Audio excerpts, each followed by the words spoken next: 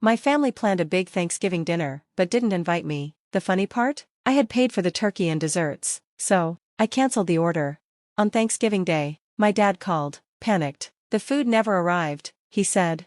I replied, "Oh, I didn't think you needed anything from me." Silence. The guests started whispering. My dad turned pale. Thanksgiving has always been a big deal in my family. Every year, we all get together, eat too much, pretend old family drama doesn't exist, and laugh a little louder after a few glasses of wine. This year was supposed to be the same, until I found out they were having it without me. This wasn't a mistake, they did it on purpose. I'm the oldest of 3 siblings, but my parents have always favored my younger brother and sister. As a kid, I was treated more like a babysitter and housemaid than a daughter, so I moved out as soon as I could, but I still showed up for holidays, because, well, family. A few weeks before Thanksgiving, my dad asked if I could chip in for the meal. He does this every year. I usually pay for a big part of the dinner or cook half of it myself. This time, he asked me to pay for the turkey and desserts. Fine, I had a good job, and I knew my siblings weren't contributing, so I sent the money and even placed the orders at a nice butcher shop and a bakery my mom loves. Everything seemed normal.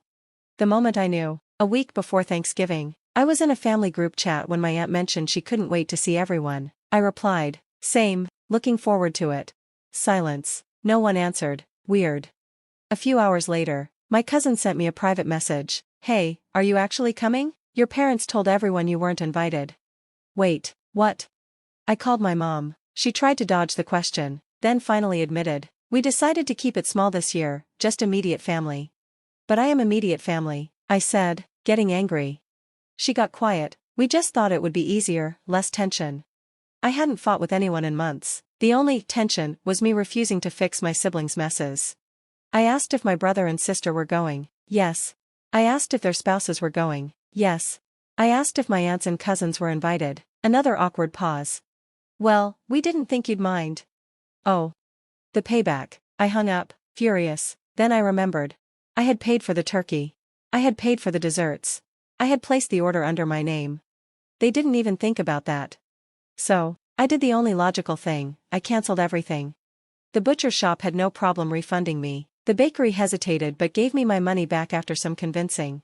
Then, I waited. On Thanksgiving Day, around noon, my dad called, panicked. "The food never arrived," he shouted. I acted surprised. Maybe you should check with whoever placed the order." "You placed the order." "Did I?" I let the silence drag. "Oh, well, I didn't think you needed anything from me." Then I hung up. An hour later, my cousin texted me, "Thanksgiving dinner was a disaster. No turkey. No desserts." By the time they noticed, every store nearby was either closed or sold out. My mom cried. My sister freaked out because she brought a date and wanted everything to be perfect. My dad turned pale when my uncle asked, "Wait, wasn't my name supposed to bring the turkey?" People whispered. My parents were embarrassed. A few days later, my mom sent a group text, not even a real apology. "We really missed you at Thanksgiving, hope we can put this behind us." I ignored it. My aunt, the one who warned me, later called to say some relatives had called my parents out for how they treated me. Do I feel bad? Nope. For once, they had to deal with the consequences of leaving me out, and I bet they'll never do it again. Thanksgiving wasn't the end of it. A few days later, my dad called. I ignored it. The next day, he called again. This time, I answered. "Look," he said, his voice tense, "I don't know what you were trying to prove, but you embarrassed your mother." I laughed. "That's funny, I thought she didn't even want me there." Silence. He sighed. "We made a mistake, okay? But what you did was low." "You mean lower than uninviting me after making me pay for the food?" I shot back. "You should have said something if you had a problem." "I did," I said. "You ignored me."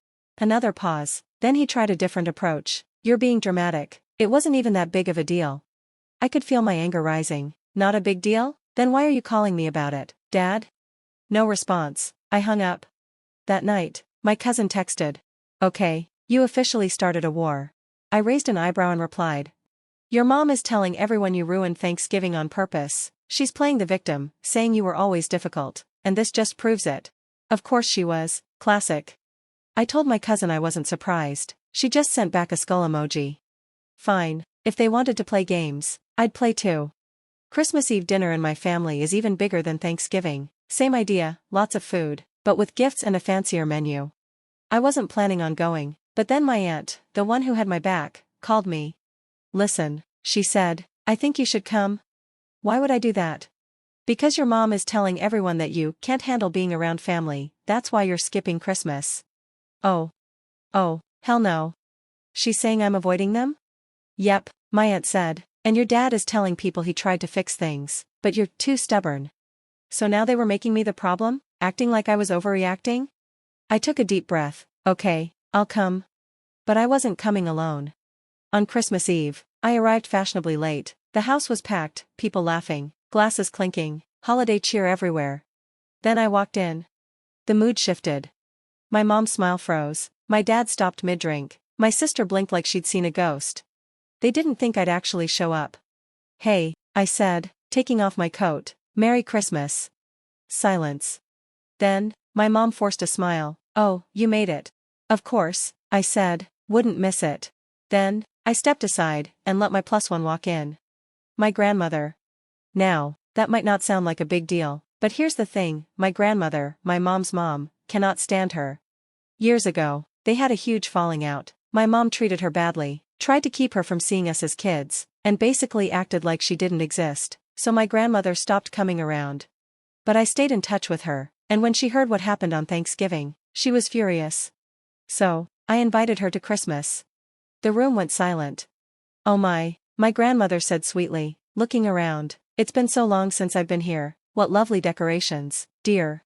My mom looked like she might pass out. It was beautiful chaos. Dinner was awkward. My mom tried to act normal, but she was clearly about to lose it. Meanwhile, my grandmother was thriving. Oh, this stuffing is delicious, she said, taking a bite, then she paused, pretending to think, oh, wait, is this the store-bought kind? I had to hold back a laugh. And that was just the beginning.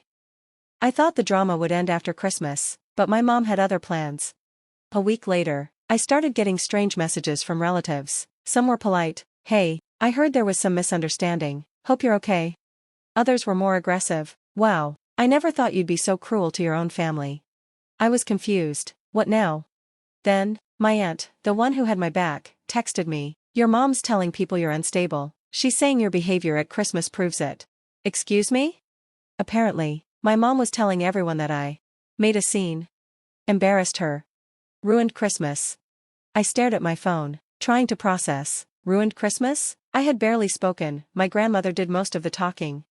Then, my aunt added, she's telling people she's worried about you, that you might be having a breakdown. Oh, that was low. She was trying to make me look unstable, so she could control the story. She couldn't stand that. For once, I stood up for myself, so now, she was trying to make sure everyone thought I was the problem. I wasn't about to let that happen. First, I called my grandmother. She picked up right away. Sweetheart, she said, I was just thinking about you. We chatted for a bit before I casually asked, have you talked to Mom lately? She sighed. Unfortunately, she's been calling everyone, saying she's worried about you. I let out a bitter laugh. You know that's not true, right? My dear, she said sharply. I knew it wasn't true before she even opened her mouth. That's why I loved my grandmother. She told me that while some family members weren't buying my mom's story, others weren't sure what to believe. That's when I had an idea. I posted a short, calm message in the family group chat. Hey everyone, just wanted to clear up some confusion. I'm doing great, no breakdowns, no drama. It's been an interesting holiday season, but I'm genuinely in a good place. Hope you all are too. Wishing everyone a happy new year. It was simple, respectful, impossible to twist. And most importantly, it completely destroyed my mom's story. If I were really unstable, would I be posting something so calm? Nope. I could already picture my mom fuming, realizing her plan had backfired. Then, something unexpected happened. My brother texted me. My phone buzzed, a message from my brother. Hey, can we talk? I hesitated. We hadn't really spoken in months. Curious, I called him. His voice sounded unsure. Look, I don't agree with what Mom did. I raised an eyebrow. You don't? He was quiet for a moment, then he admitted, she's really good at twisting things. That was putting it lightly. He told me he had started to see through her lies. Thanksgiving had felt wrong, but Christmas? That was the breaking point. Then he confessed, I didn't say anything because, you know how she gets. Yeah, I knew. He sighed. Look, I'm not saying I handled it right, but I just wanted you to know, I don't think you're crazy. I hadn't realized how much I needed to hear that until he said it. And at that moment, I understood something. Mom was losing control. First, my aunt sided with me, then my grandmother. Now, my brother was starting to see the truth. The battle wasn't over, but for the first time, I saw a real shift. And I knew exactly what I had to do next. 2 weeks later, I was debating whether I even wanted to deal with my family anymore when my phone rang. Mom. I considered ignoring it, but something, maybe curiosity, maybe the need for closure, made me pick up. Hello? Her voice was cold. We need to talk, in person. I sighed. About what?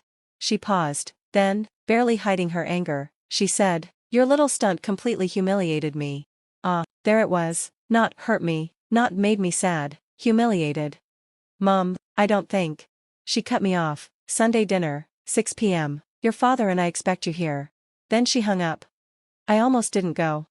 But my aunt, ever supportive, and ever nosy, convinced me. Just hear them out, you don't have to forgive them, but make them say it to your face. So, Sunday evening, I walked into my parents' house. The tension was heavy in the air. Dad stood by the table, stiff. Mom sat at the head, arms crossed, eyes sharp. My sister was on her phone, pretending not to care. My brother looked nervous. I sat down. Mom exhaled sharply. Do you have any idea what you've done? I tilted my head. Which part are you mad about? The turkey? The Christmas surprise? Or the fact that people don't believe your story? She scoffed. You're so dramatic. Dad finally spoke. Your mother is hurt, and you've done nothing but make her look bad. I let out a short laugh. She made herself look bad. I just let people see it. Mom's face turned red. The truth? She snapped. You mean your version of events? Because in my version, you abandoned your family. You refused to let things go. You took revenge over a simple misunderstanding. I stared at her. Misunderstanding? She pushed forward. We never meant to exclude you. We just thought it would be easier, and then you had to go and ruin Thanksgiving. Embarrass me in front of everyone. That's when my brother, of all people, spoke up. Mom, he said quietly, you did exclude her. She turned sharply. Oh, don't you start. No, he said, firmer now. You told everyone she wasn't coming. You let her pay for the food and then shut her out. That was wrong. She flinched. I was trying to avoid tension. I shook my head. You didn't avoid tension. You created it. For the first time, my Detsite, we should have handled it better. Mom glared at him. What is that supposed to mean? He hesitated. Maybe, she has a point. That stunned everyone. But I wasn't done. You didn't just leave me out, I said. You tried to make me look crazy. You told people I was unstable, that I was having a breakdown. Why, Mom? Why go that far? And then, she blurted it out. Because I was embarrassed. Silence. She blinked, like she hadn't meant to say it. Her voice wavered. I was embarrassed, okay? When people started asking why you weren't at Thanksgiving, I didn't know what to say. I didn't think it was a big deal at first, and then suddenly, people were looking at me like I was the bad guy. So yes, I panicked. I spun the story. She swallowed hard. I couldn't stand being the bad guy. I stared at her. So instead, you made me the bad guy. She didn't answer. My dad looked at her like he was seeing her for the first time. My brother sat stone-faced. My sister, who had been quiet the whole time, finally muttered, wow. Everything settled in. The lies. The manipulation. The selfishness. And for the first time, I saw my mother for what she really was. Not some untouchable force. Just a woman, afraid of looking wrong. But she was wrong. And I wasn't going to fix it for her. After a long silence, I stood. I'm done, I said. I don't need an apology, because I don't think you're capable of giving a real one, but I need you to know, I'm done. Mom flinched like I had slapped her. Wait, no. I cut her off. You did this, you shut me out, and when it backfired, you tried to rewrite history. You made me the villain so you wouldn't have to face the truth. She opened her mouth, but nothing came out. I turned to my dad. I appreciate that you tried, but you let it happen, and that hurt too. For once, he had no response. Then, I looked at my siblings. My sister looked guilty. I should have said something sooner, she admitted. My brother gave a small nod. Me too. It didn't fix anything. But it was something. I left. In the weeks that followed, I distanced myself. Mom sent a few hollow texts. Can we move past this? I ignored them. My aunt checked in often, supportive as ever. My grandmother sent me a long, heartfelt letter, telling me how proud she was. But the real surprise? My brother. One evening, he texted, can we grab coffee? We met up, talked for hours. I think I spent so long keeping the peace that I didn't realize how much damage she was doing, he admitted. Yeah, I said quietly, I get it. And somehow, through everything, I realized I wasn't alone. Not entirely. Not anymore.